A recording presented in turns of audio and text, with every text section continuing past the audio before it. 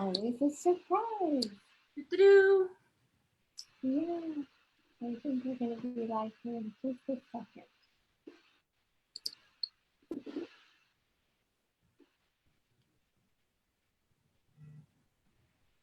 All right, it looks like we are live. As always, I'm never quite sure when we're live, but I just want to say welcome, and I'm so excited to be here with you on our very last day of Inspiration Week. Have you been inspired like I have? It's been great hearing from so many of you, just the little nuggets that you've learned from these beautiful women who have shared their journey with us. And, it's really been an amazing journey of transformation. So it's not just, it's not just taking your health back, it's really taking your life back. And you know me, I'm all about helping you to become the CEO of your own health, not putting your health in the hands of anyone else, but actually taking charge, learning what you need to learn, and moving forward in a really kind of systematic way to heal your body and stand in your power and be the amazing woman and live the amazing life that you are meant to live. And there is nobody who is a better example than the beautiful Kristi Dorf, who is on with me today. Welcome, Kristi. Thank you, Robin. I'm happy to be here. I am so excited to have you share your journey with us. Kristi is, as you know, she's in our Natural Solutions for Hormone Balance group. She's also in our 5 Element group, and she's very vocal, right? She posts a lot. She shares her ups, she shares her downs. She's really supportive of others. I mean, she is like the epitome of that amazing, just amazing womanhood really in our group. And I'm just so grateful for you, Kristi. Oh, thank you for all that. I really do appreciate it. Yeah, you just really show up in a really big way, and it's really awesome. I try where I can, to be honest. So I'd love for you, you definitely share your ups and downs. So, it's not like it's all rosy, right? Because our health is in a different place every day. Our stresses are different every day. Our cycles, whether you are postmenopausal or you're still cycling, we all have our cycles still. Yeah. And that's a big deal, right? There's this ebb and flow, and there's this external energy as the first half of our cycle, or the first moon part of the moon cycle, is this external extroverted energy, and the second half is this more introverted or internal energy where we need to go within a little bit. And so we're always sort of riding the wave. And so I'd love for you to share, just kind of start at the beginning. You had mentioned that you were diagnosed 20 years ago, but what were you noticing like before you were diagnosed with PCOS? I think, well, I was diagnosed when I was trying to conceive. Before that, I was the typical person, started my period at 11. My mom handed me a pad. You'll get it every month. And that was the end of it. Didn't get another period till I was 12. I had maybe 2 or 3 periods a year in my teenage years. And I was like, woo, I'm going to forget my period. I was so excited with that because you're a teenager and teenagers really don't care. But after that, I went into college and I was in collegiate sports and everything started breaking down for me. I didn't know what was going on. I had a lot of depression before when I was like in my teens, and it wasn't good. A lot of anxiety. I had an eating disorder. I was bulimic for a lot of years. I actually was a cutter for a lot of years to relieve the anxiety of it all. Still not putting anything because nobody paid attention to any of that kind of stuff. It was the angst of being a teenager.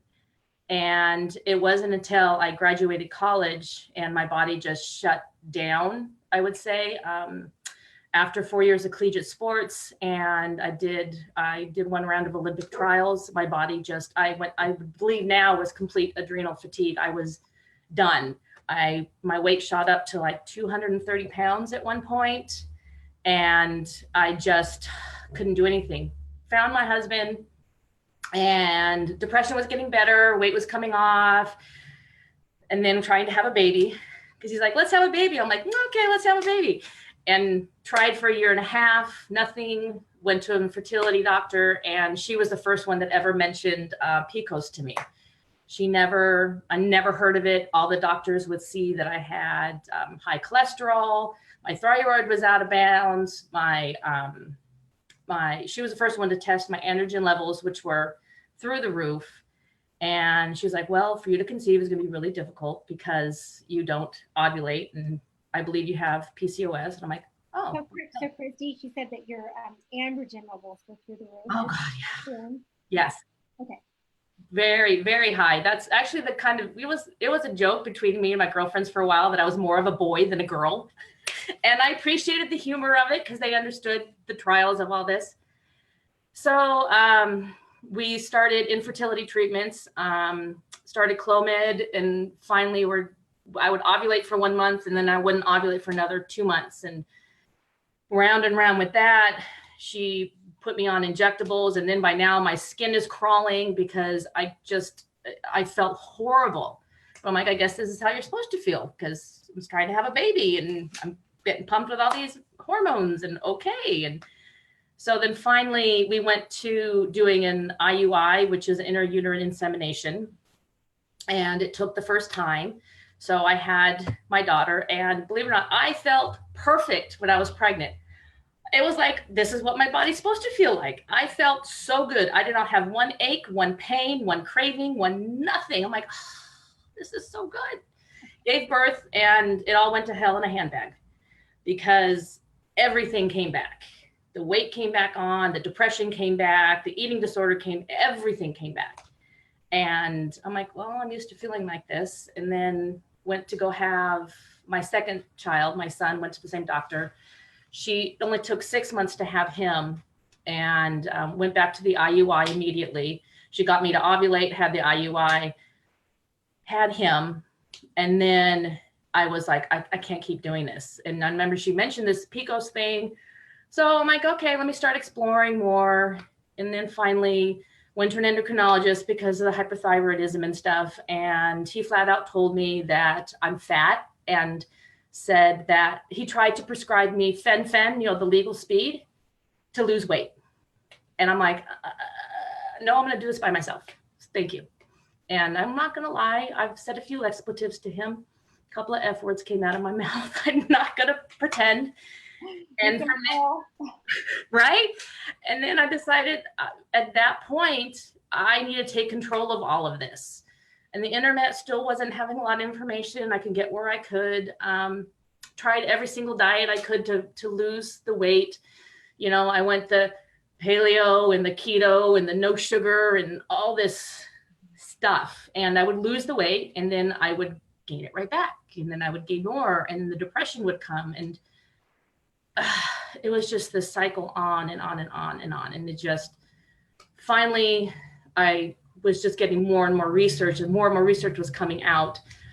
Doctors put me on all different kind of medications. I was on the spironolactone, the metformin, the cholesterol meds. I was on it all. And I'm like, I can't, something is wrong. I was like screaming at my doctors, like something is still wrong with me. Oh no, your labs are perfect. You're fine. No, I'm not fine. I still feel like I'm crawling inside. I still feel like there's something wrong with me. I'm like, no, nothing's wrong. Your labs are fine. Again, called a couple other doctors, some expletives, because male doctors don't get it. They really don't. And it wasn't until I finally started going to a female doctor that she's like, okay, well, let's kind of start working with you a little bit more. But even she was like, but your labs are fine. I'm like, but I don't feel fine. So I just kind of been on this journey. And then about, I would say 6 years ago, I decided to really start getting physical again. I was always into sports. I was always an athlete in a sense. So I'm like, I'm just going to start moving. And I literally went out for a walk. That's all I did. I have dogs, leashed the dogs up, and we went walking. And I came home like, okay, I feel pretty good with this. So then I decided I'm going to go out and walk again. And I would walk again. And then that kind of just started snowballing and kind of really was something I needed again in my life to take control of my body. And 4 years ago, I decided I'm going to become a runner and I'm going to do a marathon if it kills me. So I ended up doing 3 marathons since then. But you did them anyway. One pretty much destroyed me. 2 was like, and the 3rd one, my body was like, okay, you cannot do this distance anymore. You can't do it. And I'm like, oh, fine, I won't. I'm still going to run halves. So here on out. And then I would think about 7 months ago is when I made contact with this group and the Insulite program and stuff. And I was taking a lot of supplements on my own. I still do because I run. So there's things I have to supplement even more so. Yeah, you work with someone who helps you figure that Yes, out. I have a coach who specializes in metabolic disorders, and he just cracks up. He goes, all my PCOS athletes, none of you are the same. He goes, every single one of you are different. He goes, and it depends when in the year you're different. I'm like, I know, you just love us. Because you guys are just challenging. And then I was seeing an Ayurvedic person for a while, and that helped a lot, but there was still something missing, and I didn't know how to explain that to anybody. And my husband's like, okay, yeah, there's something missing. And God bless him, he's been through the war with me. But I got onto this group and then started reading about everything, and then got onto the 5-element system, and it was like, it can't be that easy. It can't be that easy. I've had too much hard stuff with all of this. It can't be that easy if you just take this, because by then I was already gluten-free because I was diagnosed. I'm already dairy-free. I'm already soy-free. I eat very organic whole foods anyways before all of this. And then I started taking everything and I'm like, okay, all right, I'm feeling a little better, and then I had a period. I'm like, oh, hey, I had a period. Hey, this is kind of nice. You're like, hello. Hello. And so every month, I'm like, I'm going to mark this down. And then every month I started having another one. And then, okay, wow. As I told you earlier, my hair used to be almost straight again when I was really sick. And we see I don't have, straight hair anymore. My curl came back. My hair came back. I have a full head again. The only thing I have difficulties with is still the sleep, but I think that's because of pushing myself the other way. But yeah, because you're a chronic pusher. I am. I was one of those. I went to grad school. I was married. I had 2 young kids, and I still graduated magna cum laude. It was straight A. You're amazing. Because I just had to. You were so amazing. Yeah. So, Kristi joined our group, and, she's very active on there, constantly posting. And of course, I'm constantly telling her to slow down, let your body heal. She's like, we got to keep going, I'll figure this out. And yeah, she just keeps going and she figures it out. Although you really, I think, changed some things and you've come to some realizations, and, so much has improved, but then you've also, I think, tweaked some things and backed off a little bit, and you're really fine-tuning sort of your program in a really amazing way. Yeah, I've had to. I think because I've had people tell me that I should give up running. 2 years ago, I had major foot reconstruction surgery. I have pins in my foot now because I didn't have joints. And it had nothing to do with running, it's just the way my foot was. And my doctor then saying, you're probably never going to run a marathon again. And I'm like, let me show you you're wrong, and I will. So I did. You just have to prove him wrong, and then please tell me I can't. Yeah. You're fine, and don't tell me I can't. Right, don't tell me I can't do something. Right. But I think this time, when I did the last marathon a year ago in March, I was probably about 16 miles into it of 26, that I literally felt my body shut down.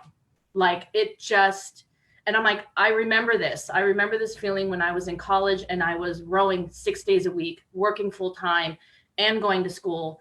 I remember this feeling when I started doing the Olympic trials, and I'm like, I felt it. I'm like, I can't keep doing this. I am now doing this to my body. It's giving me everything I've wanted. And now it's saying, okay, it's enough. So I remember clearly, my best friend who has been at the finish line every time I finished, she saw me at mile 26 before I crossed. And she said, I've seen you, because the other 2 times I still wasn't feeling good. She goes, but this time was different. She goes, this time you were really sad. She goes, you're about to accomplish something, but you were just sad.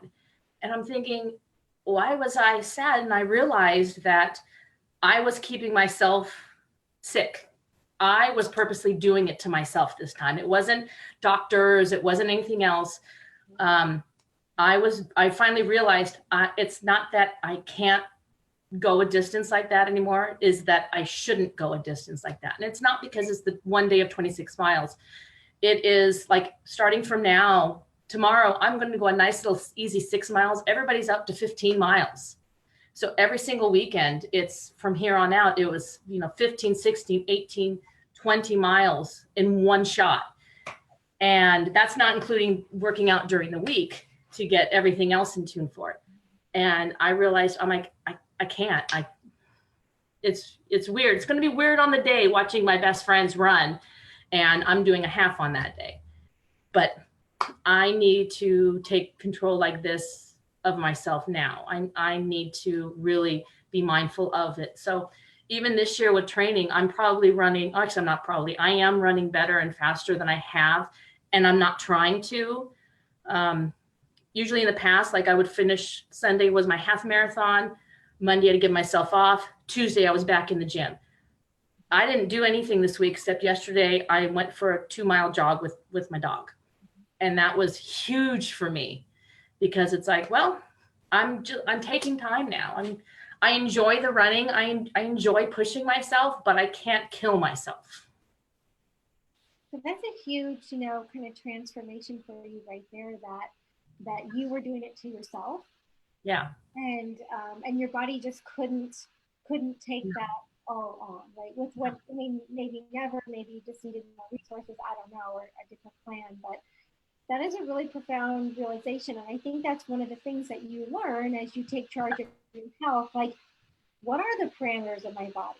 Yeah. And I think with athletes, you are you're an amazing athlete. And with athletes, I have this hypothesis that I know is exactly right, which is that brain chemistry overrides our body all the time. Yeah. Oh yeah. Right? It's like, no, I'm going to do this, and your body, good. I can't do this, and you just have this. It's like, well, hell yes, you can. You're doing this, and so it's really like getting in sync with your body and supporting it in the way it needs to be supported. And what I found with my tennis is that if I give myself enough time to rest and I don't push myself in the middle, I can win matches much easier. Like, life is so much easier if you don't crazy myself. Yeah. It's absolutely crazy to think that, to realize that what I do greatly affects how I'm going to be every single day. And that's for any woman right now that has PCOS. It's what are you choosing to affect your body? How are you going to take control of all of this? I know, like, I'm pretty good with my diet. I would say every single day except Saturdays. Saturdays is my day that if I want to indulge, and I indulge it. And I know the joke between me and my trainer is like, yeah, okay, you indulge, because he still knows I'm not going to. I really don't drink. So he goes, oh yeah, you're going to drink. And I'm like, yeah, I know. But like, for me, indulging is I'm going to go have a few Cheetos just because I want them. And it sounds good. And I know that all throughout the week, I've done everything I can with my nutrition, that it's not going to derail me. But there are times that I choose to do something that's not going to benefit me. I choose to stay up too late sometimes. I choose to eat something that I know is not going to agree with me, except never gluten, because that is such a bad thing for me.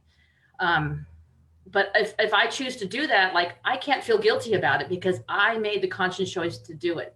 I made the choice. I love that. When you make the choice, whatever it is, right? Yeah. To eat something that is not going to agree with you, or to stay up late, or whatever your choice is, or to take care of yourself, it's a choice. It's a choice. And for me, my choice is to eat like chocolate or sugar. That's that I can have it and then I feel like I have a hangover. Like my brain goes foggy. I feel gross. I'm like, people feel like this on a hangover, and that's me the next day. And I'm like, all I did was have a pack of M&Ms. But you made a choice, and so then I love that you don't feel guilty, you don't get mad at yourself. You just know that that's how it's going to be, and then you help support yourself to get yourself back. Yeah. So Kristi, what I would love to hear is, let's go back a little bit. So you were talking about you had irregular menstrual cycles. Mm-hmm. Your hair kind of went straight. Yeah. What other symptoms were you experiencing that was awoke? I mean, and so you were bulimic, but then you, like, somehow you righted that. What other symptoms were you experiencing around hormone imbalance? The insomnia, the weight gain. I had acne until I was about 25, and that kind of went away. And it was bad. It was all on my chin and everything. The only thing I didn't have was a hysterism. I never had that. The one thing I never had. Okay. But, I never, you said the very irregular periods. And what about your energy? Yeah, there was no such thing as energy. I would feel like all day long I was walking in mud. That I was just trudging through, and because I've always been a fighter, then it's like, that's what you do. You just trudge through life, and once in a while you have a good day and you feel really good and you're energetic, and then you trudge for the next 3 weeks. Yeah, it's like you're moving through molasses. Yes, moving through molasses, and I've told people that. And you just keep pushing anyway. Yep. You keep pushing it when your body's just like, okay, I'm done. Your mind's like, I'm done, but I'm like, I can't be done. I'm a mom. I'm going to work. I can't. Sorry. Yeah. So, so tell us, what do you do for your job? I am a instructional specialist for a school district. What I specialize in is students who are dual classified, which means they are students with a disability and they're an English language learner. I have my master's in special education itself. This is actually my second career. My first career is I was a therapist in an inpatient adult locked psychiatric facility for 20 years. Then I went back and got my master's in this one. And then, so I work with teachers all day long. I'm on my feet a lot. I can be on 5 campuses at one time. So I just teach teachers. A busy gal. And you were really, I think, taking care of yourself in a pretty good way until you figured out that still something was missing. Yeah. Your body wasn't quite where you wanted it to be. You found Insulite in the 5 element system. Yes. And then how quickly after you started on that did the period return? 1 month. 1 month. I was on it 30 days, got it. Yeah, you've done a lot this week. It was that, yeah. And I just thought, it's a fluke, because I would have a spontaneous period once in a while. I'm like, it was a fluke and stuff. And I was off at that point, I was off birth control pills for a while. So I'm like, okay, it's a fluke. And then every single day, it's every single month now, I've not missed anything. And I don't have any, it's like 2 or 3 days, it comes and then it goes. I don't have a cramp. I don't have anything. It's just, here it is, there it goes. That is so amazing. And how long has that been for? The 7 months. Like, okay. Once in a while I'll get when I actually finally believe that maybe this is going to take is the 3rd month. I had a 5K I had to run. And I've never in the past have ever worn anything, thought, okay, I'm going to start my period. Never. And lo and behold, went to the porta potty. Oh, look. Then I looked at my app. Oh, look, I should have started today. All right, I'm about to go run 3 miles. I hope I'm okay. Wow. That's awesome. So I know to look now what date it is if I have a race. Yeah, so because you're so regular. So I know we were talking about that before the call, how having a regular menstrual cycle is a blessing and a curse, right? Right. It's definitely a blessing, because we as women get an indication of how well we're doing every month. Yeah. That's a real blessing. And so your period became regular, your hair has come back to its natural, gorgeous place. You're actually, I think, competing at a much better level than you have before. Anything else you've noticed? How is your weight change? That's the difficult. Well, I'm not going to say difficult because it is what it is. I'm still, well, I'm heavy, but I'm not heavy. I'm saying that only because I would like to, there's like 10 pounds I want to go away, but I know part of that is my body's holding on to it. I completely understand that. But on the other hand, I'm smaller than I was when I was at this weight before. So with my trainer knowing that I'm one of those people that you give me a weight and my body's like, shoot, I'm going to build up for you. I mean, I've got leg muscles like there's no tomorrow. I've seen your pictures. So she's a buff girl. Right? So weight for me, I really don't go on a scale. And by the way, I do not go on a scale in the doctor's office. I do not get myself weighed. I refuse it every time. And I encourage any woman, you go into do not get weighed because it throws my head off.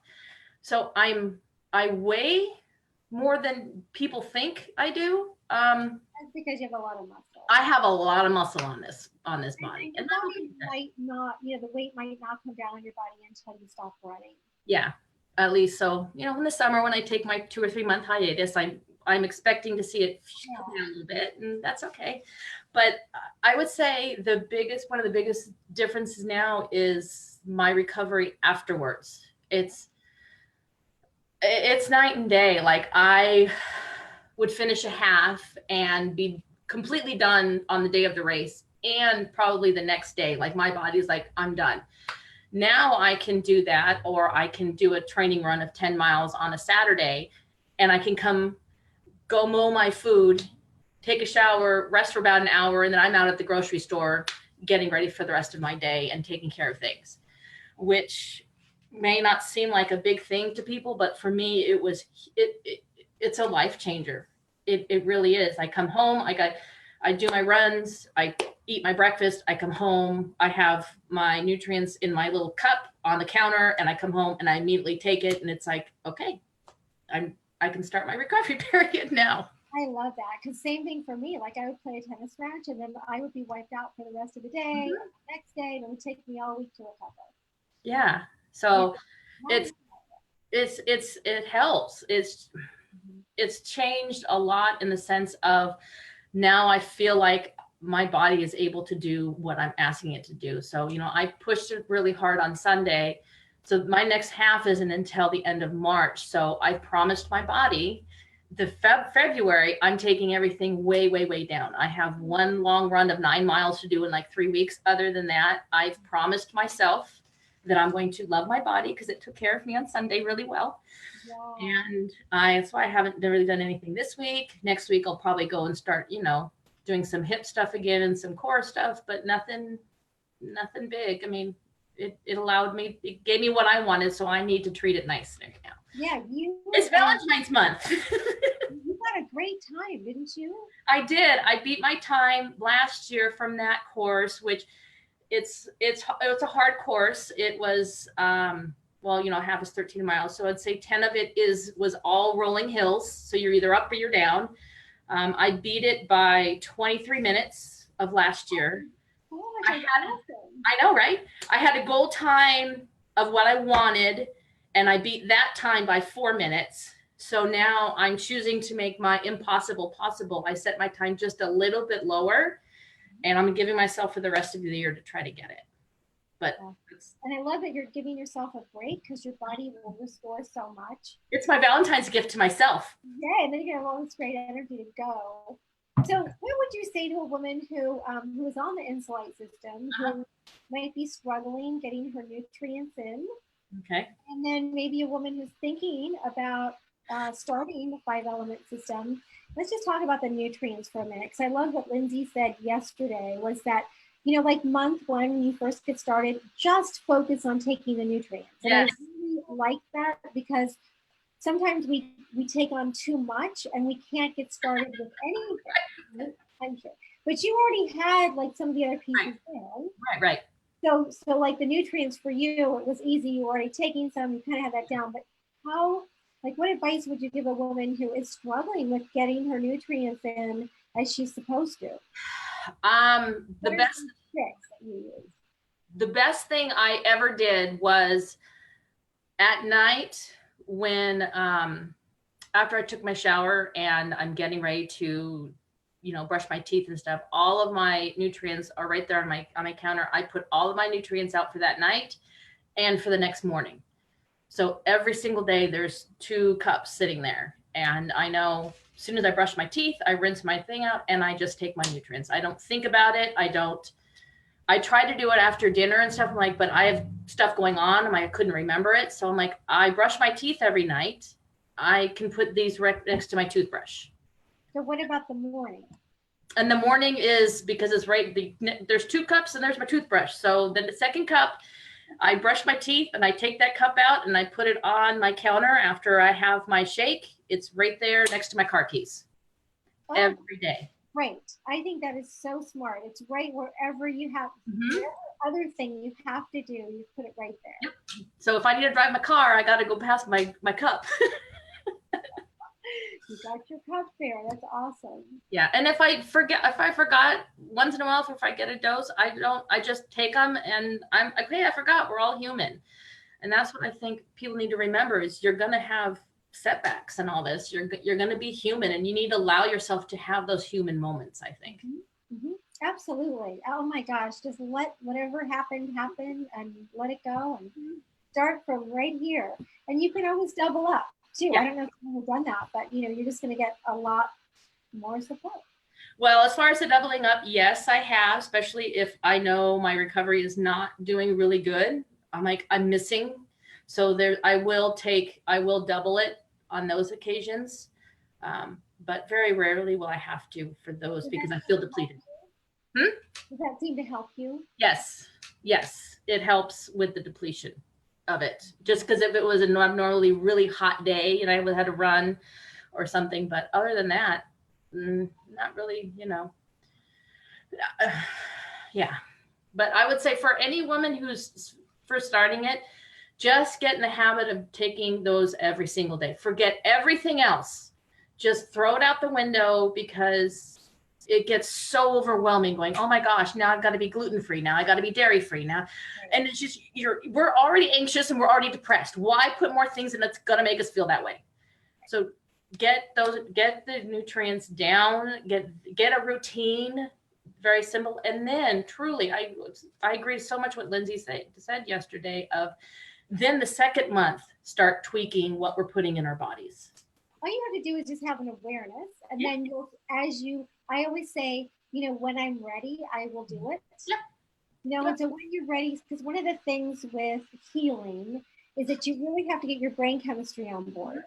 You do. You have to feel more motivated. You have to feel more energetic. You have to really have the wherewithal, that kind of stress resilience to take on one more thing. Right. And so the nutrients will help you be ready for the next step. Right. And you feel it, you'll feel okay. Now I can do one more thing. Yeah, I totally agree with that. For me, the biggest thing was to realize dairy is not good for me. I can have one day, and that's my Saturdays. I can have some cheese, and I'm okay with that. But dairy, we're not. And for a while, eggs were not. I could have eggs maybe one day a week. Okay. And then that was it. I started having reactions from it. And I totally admit when I find something that I like and I realize I have a reaction from it, I get bummed. I get mad. I'm like, oh God, really? Another thing? My family kind of laughs at me, but not in a bad way. They're like, okay, well, Mom can't have this now. But then I let myself be mad. I let myself feel bummed. I let myself feel sad. But then I realized, do I feel better eating this or not eating this? Okay. So it's no, I feel better not having it, or having it maybe every week, not every day or something.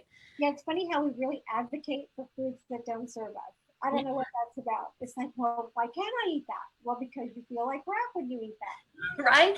Exactly. It's funny But also something you want to remember is if your body has been under a lot of stress, so like if you've just done a run, you're going to be less tolerant Yes. of food. So you have to let yourself recover a little bit. And then, those foods that may be sort of borderline, you should be able to tolerate better. Yeah. And definitely, I have a completely different diet on Saturdays than I have any other day. And believe it or not, Saturdays, a lot of raw foods, because I do a lot of smoothies. I do a lot of salads that I post all the time. I can't tolerate it. My body just be like, and it, it goes right through me. It just, it tears me up because it doesn't have the energy to digest something like that. Yeah, because digestion takes a lot of energy. Yeah. So if you're already really fatigued, you've got to eat more cooked food. Yeah. So it's a lot of broths. It's a lot of soups. It's a lot of the mineral broth. Oh my gosh, that's the best. That is the best stuff ever. I make my rice with it. Yeah, I mean, I've been using that for years, and got named the love broth. It heals you from colds and I could switch between that and my bone broth, and I'm good. So great.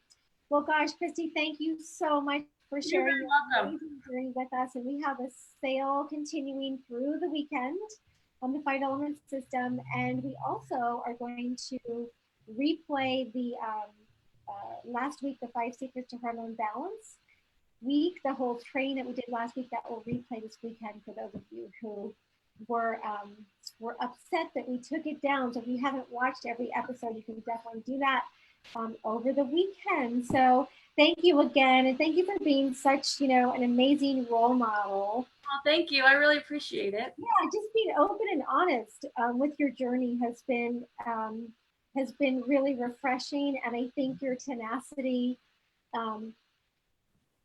disagreeing with me, and because of course I know this girl and I know not to tell that she can't do something.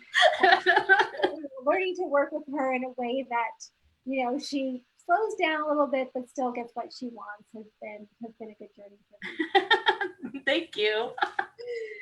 Well, thank you everyone for joining in. We look forward to seeing your participation right here in our Facebook group. Bye everyone. Bye.